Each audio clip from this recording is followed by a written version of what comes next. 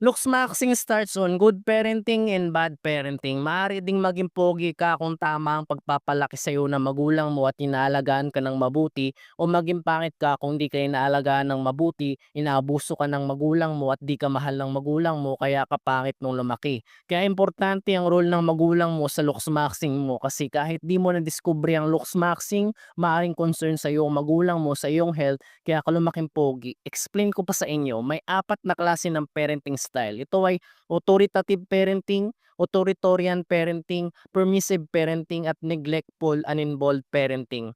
Ang authoritative parenting, ito ang klase ng style ng pagpapalaki sa anak na masasabing most balance at magandang type ng parenting. Kaya sinasabing balance kasi may rules at restriction ng magulang mo na pinagbabawal ka gumawa ng masama. Example, kumain ka ng gulay, huwag ka uuwi sa gabi, dapat nandito ka na sa bahay, huwag ka magbisyo, 'pag nagbisyo ka bubugbugin ka ng papa mo.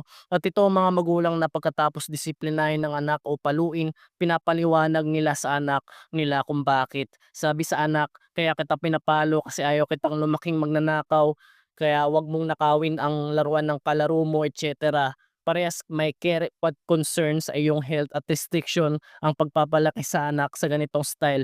Ito 'tong style ng pagpapalaki sa akin ng aking mga magulang. Authoritarian parenting, ito ang type ng parenting na pagpapalaki sa anak na lagi pinapagalitan ng anak at nimumungkahi sa galit ang anak. Ito ang sinasabi palagi, "Sige, subukan mo, lumalaban ka na, sagot-sagot ka pa," at dinisiplina ka, hindi ini-explain sa iyo kung bakit. May pagkakataon na kahit konti lang ang pagkakamali mo, sa'yo galit sa'yo agad ang magulang mo kaya stress ka, kaya pangit ka nung lumaki. Permissive parenting, itong klase ng parenting na sobrang luwag ang magulang, spoiled ang kanyang anak at sinusunod palagi ang gusto ng anak kahit masama ang gusto ng anak. Kaya ang anak natututong bastusin ng magulang dahil sa luwag nito sa pag-aalaga. Possibility na lumaking mataba ka o pangit at nakadepende lang sa magulang mo at di mo kayang mabuhay mag-isa. Neglectful, uninvolved parenting. Ito ang klase ng parenting na pinapabayaan ng anak o walang paki sa anak o di mahal ng magulang anak. Common ito sa magulang na madami ang anak pero mahirap sila kaya nila pinapabayaan, kaya kapangit nung lumaki. Sa apat na style ng parenting na iyan, isa lang ang matinong parenting, ang authoritative parenting, ang balanced parenting. Ito lang ang way ng parenting para lumaki kang pogi ang anak mo.